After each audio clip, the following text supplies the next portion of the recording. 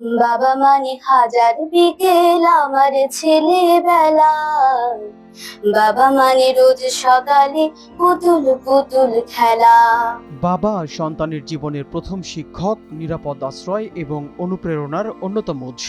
বাবা দিবসকে ঘিরে নেত্রকোনার বিভিন্ন শিক্ষা প্রতিষ্ঠানে আয়োজন করা হয়েছে ব্যতিক্রমী কর্মসূচি। বাবার প্রতি ভালোবাসা, শ্রদ্ধা আর কৃতজ্ঞতা প্রকাশের এক ভিন্ন আয়োজন।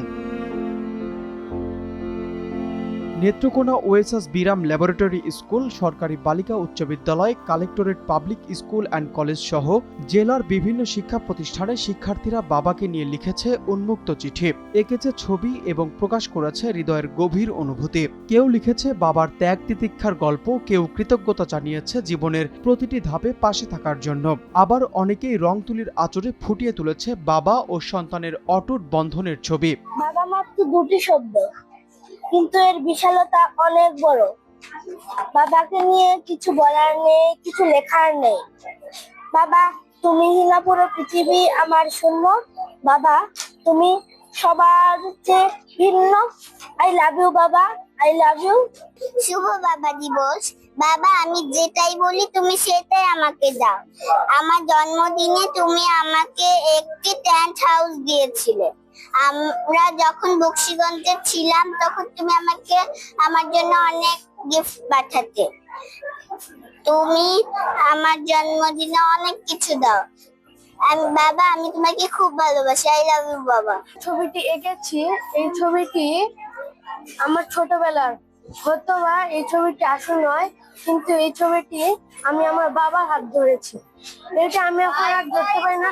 আমি আমার বাবাকে খুব ভালোবাসি এবং এটার সাথেও আমি আমার বাবার হাত ধরতে পারি না, কারণ আমার বাবা সিঙ্গাপুরে থাকে। আমার বাবা একজন প্রবাসী, কিন্তু দেশে আসলে আমার বাবার সাথে খুব কথা হয়।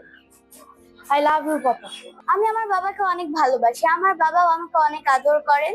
যে কোনো সময় আমার বাবা আমাকে যে কোনো জায়গায় নিয়ে যান, এমনকি আমাকে যে কোনো বিষয়ে উৎসাহিত করেন। অংশগ্রহণকারী শিক্ষার্থীদের কাছে এটি ছিল বাবার প্রতি ভালোবাসা প্রকাশের এক অনন্য সুযোগ। তাদের মতে ব্যস্ত জীবনে অনেক সময় মনের কথাগুলো বলা হয়ে ওঠে না। এই আয়োজন সেই সুযোগ করে দিয়েছে।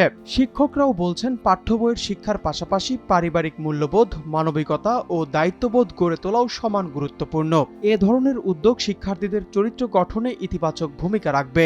একটা শিশুর জীবনে বাবার ভূমিকা কতটুকু গুরুত্বপূর্ণ তা উপলব্ধি করার জন্য, সেই সাথে তারা একটা কোনো অনুষ্ঠানে কিভাবে একটা কার্ড তৈরি করা যায়, কিভাবে একটা চিঠি লেখা যায় বাবাকে অভিবাদন জানিয়ে, তাকে ধন্যবাদ জানিয়ে, তার প্রতি কৃতজ্ঞতা প্রকাশ করে কিভাবে সুন্দর করে তার আবেগ অনুভূতি প্রকাশ করা যায়, বিশেষ করে বাবাকে ধারণ করা, বাবার গুরুত্ব উপলব্ধি করার জন্য মূলত এই অনুষ্ঠানের আয়োজন করা।